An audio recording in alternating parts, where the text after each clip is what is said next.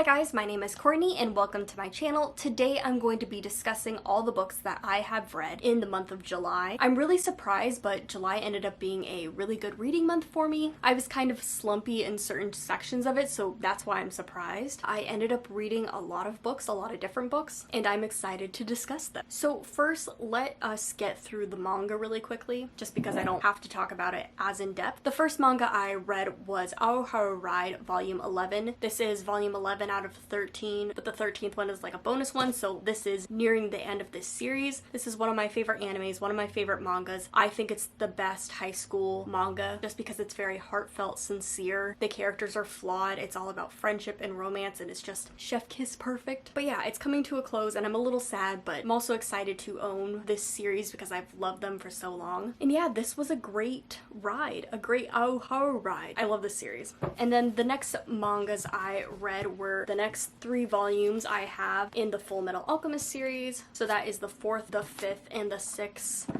omnibus versions. So basically volumes 13 through 18. This series is I guess a fantasy series, sci-fi-ish fantasy. It's about these 2 young brothers who, for certain reasons, lose parts of their bodies, and they are traveling to try and get these bodies back. It is a fantasy series because it has alchemy, which is kind of like a cross between magic and chemistry, magic and science. The underlining plot is that there's like a kind of a big conspiracy that these brothers are like discovering. This is it's very popular. This is one of the most popular anime manga series of all time, so I don't need to talk about it in depth, but it's really great. Recommend it if you've never heard of it. Highly recommend. It's just great. And then the other 2 outliers I have on here are 2 classic British literature pieces. The first one I have is The Picture of Dorian Gray by Oscar Wilde. I bought this a while ago and I've been meaning to read it. I've been trying to kind of finish off things that I have on my TBR shelf that I've bought in the last couple years, and this was one of those. I read it in a day. I found it very interesting. I didn't love it. I think I kind of need to sit with it to love it. But if you don't know, The Picture of Dorian Gray is about this young man who has a portrait made of him, and he stays beautiful and the same while this portrait grows old and disheveled with years, so he's basically immortal kind of a thing. So I found some of like the themes and philosophies in here really interesting, but then some of them I feel like are a little bit outdated. It was enjoyable, it was interesting, but not my new favorite classic. And then the next classic I read was Pamela by Samuel Richardson. I had to read the first volume of this, or the first part of this, for a class last semester. I hated it, I don't like it, but I also wanted to finish it because I'll be damned if I read 300 pages of a book I don't like and then don't get to put it on Goodreads just because there's like 150 pages left. Pamela is about this young serving girl whose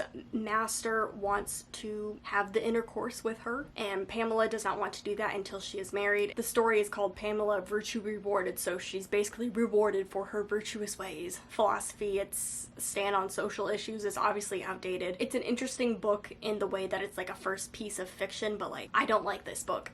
I'm not going to like this book. But yeah, let's get into the YA I read, because I did end up reading 4 young adult books, and all of them were great. So one book I read this month was I'll Be the One. I love the cover of this. It's beautiful. It's got like subtle holographic detailing on the letters. I love this cover. It's so beautiful to photograph. This is a young adult novel, and it is about a young Korean girl named Sky. She's bi and she's fat, and her big thing is that she wants to be a singer and dancer. She basically wants to be a Korean pop star, and this audition for kind of like an X Factor, American Idol type show comes around, and it is specifically for Korean music. And so she auditions for it to try and win this competition to be a pop star. And so this book is kind of exploring like beauty standards in Korea, especially in the K-pop industry. People keep putting her down and telling her she can't do things because of her weight, and she's basically there to prove them wrong. And I found this book charming. It was very sweet. I loved all the interactions. I loved Sky and all the queer characters in this book. The romance was very adorable. The love interest was super cute. But I will say that this is on the younger side of teen or YA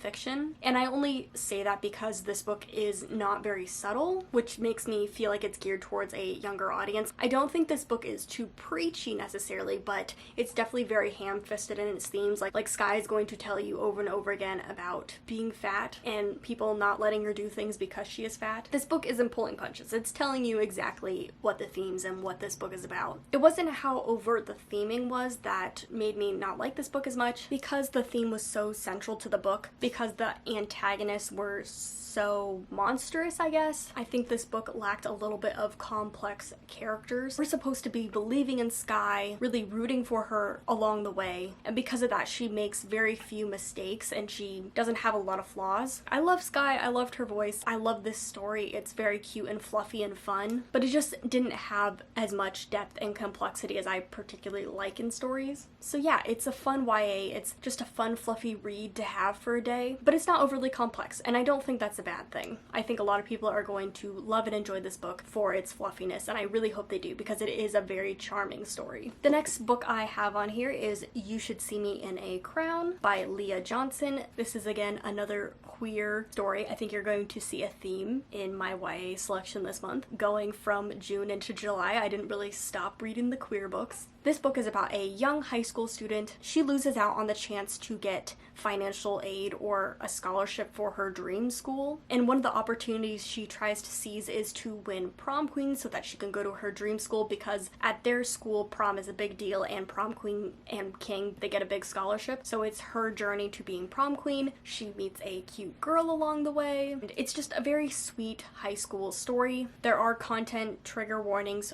for homophobia, for racism, so it's not all light and fluffy, but I think this book was a really great balance between like the contemporary fluffiness and like some of the real world issues that these characters are facing. I found it really, really fun, and it's a cute book. I can't wait to see what this author writes next. I really liked it. And the next book I have is also a contemporary. I was reading a lot of contemporary this month. So we have The Weight of the Stars by Kay Ancrum. This is a speculative, fabulous, sci-fi-ish, light sci-fi contemporary novel, but it's pretty contemporary. It's about a young high school student who dreams of space travel. She's just like really into space stuff, wants to do space travel, but unfortunately her parents have passed away and she does not have like the financial means to do that. But then a new girl comes around who has ties to a space program that happened 20 years ago, and maybe they start to fall for each other. This book, I want to read it again because I liked it the first time, but I think I'm going to like it even more the second time I read it. It has this like very big queer found family aspect to it, which I loved. I really loved like the first 25% of this book because our main character kind of like collects misfit friends, and I love that aspect of it. It's just so good. All the space travel stuff was like really interesting and fun and fabulous, and then when the romantic stuff starts to come in, it's just like, ooh, so deeply like tragic and beautiful and just like got my heart going. It was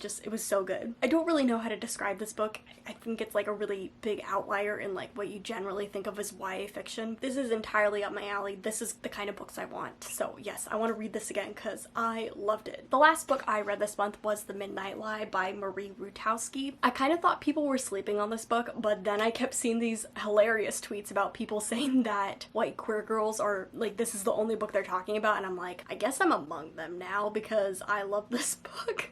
This is a spin-off series for the Winner's Kiss trilogy, which is a YA series that came out, I don't know, around the 2010s, I guess. I recently read that series a couple months ago so that I pick up this. I wanted to pick it up because it was, you know, girls loving girls, and that's what I wanted. I desperately love this book. I love Marie Rutowski's writing. I like the things she talks about. I like just how romantic she makes everything, but somehow like it doesn't feel dramatic or over the top. Like I eat it up. It was really good, okay? So this is like 20-30 years in the future from the previous fantasy series. We are in a different location with different characters, and basically we're following this young girl who's impoverished and lives behind this big wall, and because of like the strict caste system in her society, she can't leave the wall. She doesn't know what's beyond the wall. Inside the wall, she is a baker. She forges passports, and she runs into trouble, and she runs into a foreigner, which their country has never really seen before. Things happen. It's good. I